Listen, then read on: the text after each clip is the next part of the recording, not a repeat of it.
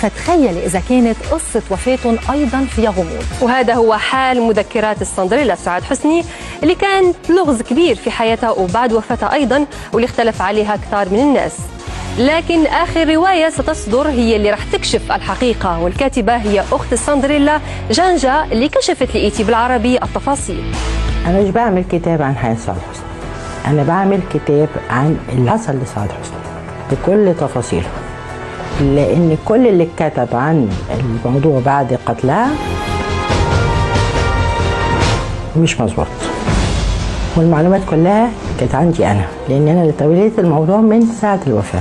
ب 2013 حفظت التحقيقات في الاتهام الذي وجهته أخت سعاد حسني ضد رئيس مجلس الشورى في عهد مبارك صفوة الشريف ووزير الداخلية وقتها حبيب العادلي، وجنجاه توعدت بكشف الحقيقة ضد من اعتبرتهم قتلة السندريلا. فهل وصلت لأدلة تؤكد روايتها؟ 14 سنة بدور على الحقيقة لغاية ما وصلت لها، وطبعا ده كانش سهل.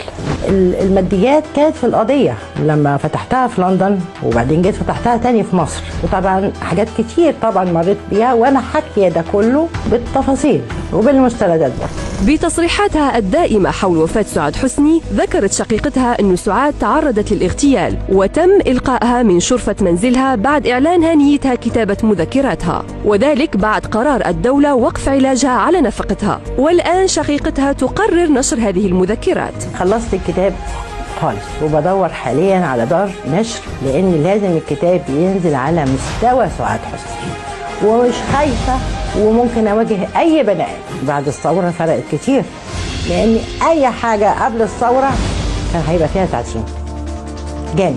ومن الجوانب الغامضة في حياة سعاد حسني قصة زواجها من عبد الحليم حافظ، فهناك من يؤكد أنهما تزوجوا عرفيا، وهناك من يقول أنها كانت قصة حب عابرة. لكن جنجاه أكدت لإيتي بالعربي أن الكتاب فيه أيضا مفاجأة لا يتوقعها أحد.